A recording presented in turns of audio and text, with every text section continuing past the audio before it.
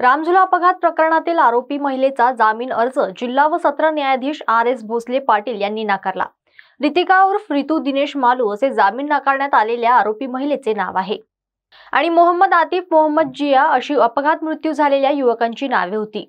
24 February रोजी मध्यरात्रीनंतर रामझुला पुलावर रितिका मालूने बेदरकारपणे भरधाव वेगात कार चालवून 2 युवकांचा बळी घेतला होता। अपघातानंतर रितिका आणि तिची मैत्रीण माधुरी शिशिर सारडा या दोघीही घटनास्थळावरून पळून गेल्या होत्या। नंतर या 2 महिलांनी पोलिसांसमोर आत्मसमर्पण करून अपघात झाल्याची कबुली पोलिसांना दिली। तहसील पोलिसांनी भारतीय दंडविधानच्या कलम 297, 338 आणि 304 तसेच मोटर व्हेकल ऍक्ट 184 अंतर्गत जामीनपात्र गुन्हा दाखल केला होता। पोलिसांनी रितिकाला न्यायालयात हजर केले असता तिला 304 मध्ये जामीन मिळाला होता। रितिका मालूची वैद्यकीय तपासणी केली असता ती मद्यप्राशन करून कार चालवित असल्याचे उघड झाले। त्यामुळे पोलिसांनी भारतीय दंडविधानच्या 304 या गैरजमानती कलमाच्या FIR मध्ये समावेश केला। पोलिसांनी रितिका मालूची पोलीस कस्टडी प्रथम श्रेणी न्यायदंडाधिकारी न्यायालयात मागणी केली, परंतु प्रथम श्रेणी न्यायालयाने रितिकाला कस्टडी देण्याचा अर्ज नाकारला होता। त्यामुळे पोलिसांनी रितिकाच्या कस्टडीकरिता जिल्हा व सत्र न्यायालयात अर्ज केला।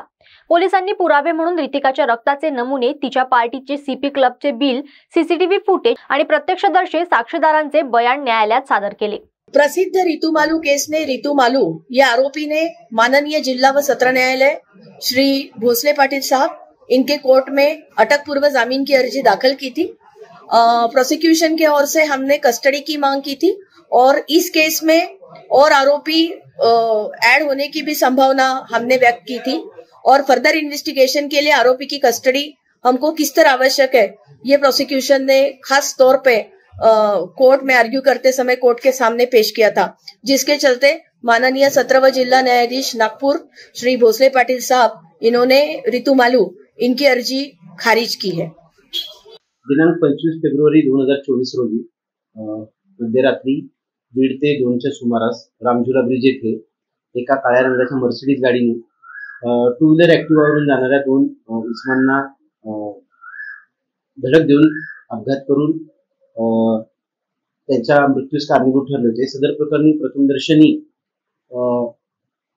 304 अप्रमाणे गुन्हा दाखल झालेला होता, CR नंबर 122/24। सदर प्रकरणाचा सखोल तपास करत तहसील पोलीस स्टेशन मार्फत जे दोषी चालक वगैरे आहेत त्यांची वैद्यकीय तपासणी करून पुरावे प्राप्त करण्यात आले होते व सदर प्राप्त पुराव्यांच्या आधारे सदर गुन्ह्याच्या तपासकामी 304 पार्ट 2 प्रमाणे कलमवाढ करण्यात आली होती व त्याबाबत माननीय न्यायालयास अवगत करून सदर गुन्ह्यातील आरोपीला गुन्हा घडल्यानंतर अटक करून माननीय न्यायालयात हजर केलं होतं। तो जो जामीन आहे तो रद्द करण्याबाबत माननीय न्यायालयाकडे अर्ज सादर करण्यात आला होता। मीनवाईल आरोपी हे अटकपूर्व जामिनासाठी न्यायालयात अप्रोच झाले होते।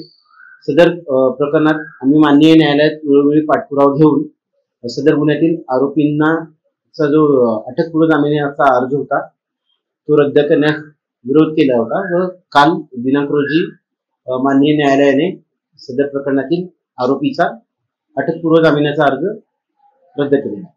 सर, आता जे आरोपी होते त्यांचं नाव काय होतं पूर्ण आणि जे आता समोरची प्रोसेस काय राहणार आहे आपल्याकडे? सदर गुन्ह्यातील आरोपीचं नाव रितिका दिनेश मालू, राहणार वर्धमान नगर असे आहे। सदर प्रकरणात माननीय न्यायालयाने आरोपीचा अटकपूर्व जामिनाचा अर्ज रद्द केलेला आहे। सदर प्रकरणी आम्ही पुढील योग्य ती कायदेशीर कारवाई करीत आहोत।